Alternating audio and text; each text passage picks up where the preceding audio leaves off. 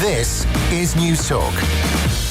It is easier to come out as an alcoholic than a Catholic. So says comedian Frank Skinner, who releases a prayer book today. Is Frank Skinner right? Has secularism progressed so much that in Ireland, at least, it's now easier to be an atheist than a Catholic? We're joined by Michael Nugent, the chairperson of Atheist Ireland, and Wendy Grace, broadcaster and columnist. Wendy, to you first. Has Ireland become a cold place for Catholics?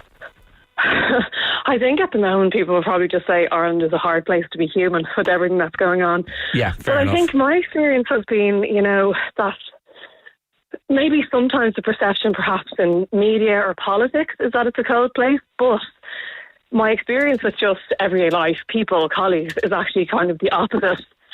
And I suppose that's because I've been quite open about that my faith is important to me. But the interesting thing is people come to me and tell me, oh, I actually believe in God too, but they're kind of whispering under their breath. And then a conversation might start, about where they're at or struggles going on in their life or whatever it may be.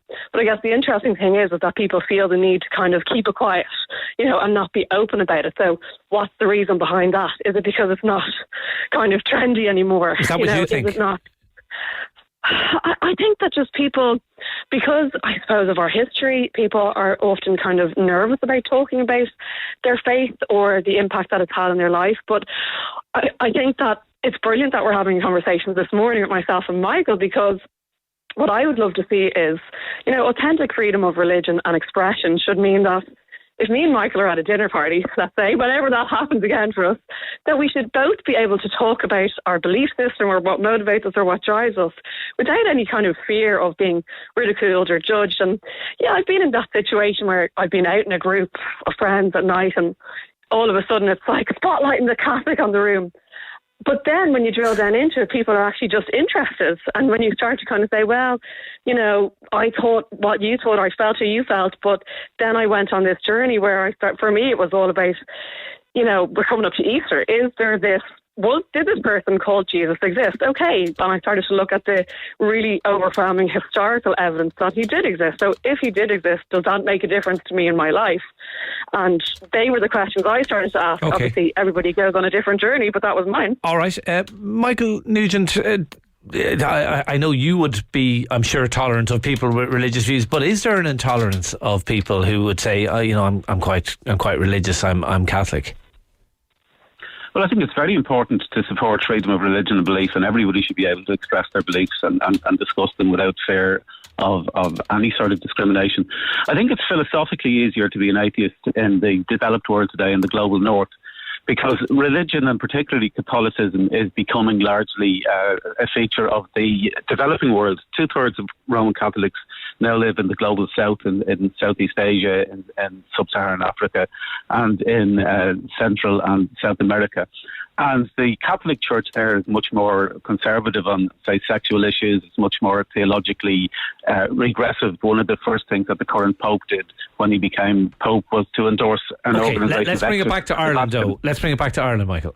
Yeah, but this is that Ireland is part of the developed world. That Ireland isn't a unique place; it's part of the developed world, and that is the pattern that the World Values Survey has shown consistently over recent decades. Is that Catholicism is becoming less relevant theologically and philosophically in the global north, and is becoming more a feature of the global south. So I think it is, in that context, easier to be an atheist in Ireland. But it's politically easier to be a Catholic because the state discriminates against atheists. You have to swear a religious oath to be a president or a judge or the Taoiseach or Taoiseach, which means that a conscientious atheist can't take up those positions. Schools are still allowed to discriminate against atheists and indeed minority religious people because they're run by local bishops who have exemptions in the Equality Act to allow them to discriminate. We work with the Evangelical Alliance of Ireland and the Ahmadi Muslims who are also discriminated against in schools on that basis. So that's the distinction I would make. Philosophically easier to be an atheist, politically easier to be a Catholic. Wendy, would you disagree or agree? Look, I think that if it comes down to, let's say, your particular worldview, and if I was to be kind of offended by everything that graded against, my particular moral viewpoint, whether it be on what I see on a billboard, what I see in a television, what I read in a newspaper editorial, I'd probably never leave the house. But I guess a diverse society reflects the fact that there is people with different views, whether they believe in God, whether they don't believe in God. I mean, it's interesting to mention the president. I mean, our own president, he's really open about the fact that he is a humanist. But in the advance of that presidential race, one of the candidates who was quite open about her particular faith was grilled about her belief system and what impact that would have. But no other candidate, because they weren't kind of professing to be a Christian, were grilled about theirs. How about that, Michael? Is there a little bit of sniffiness among, I suppose, people in the media as well towards people who have strong religious convictions? Did they look down their nose a little bit? Well, I can't speak for anybody other than myself on that. I mean, I'm not accusing you of this. I'm just wondering, is it there? I'm sure it is. I mean, and again, it's part of that pattern, as I say, that in the developed world, that the theology of an organisation, particularly the Catholic Church, that's becoming more and more a church of the conservative global south, is going to be seen as less relevant in the global north.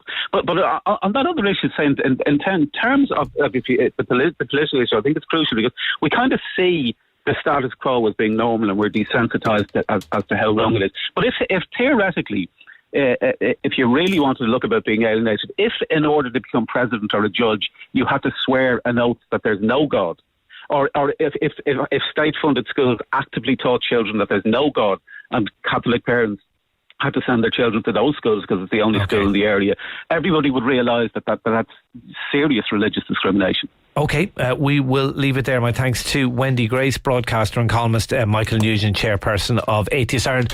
Let us know your views on this, particularly if you're someone who is religious. Do you feel it's something you can't talk about at a dinner party, that people do look down their nose slightly at you?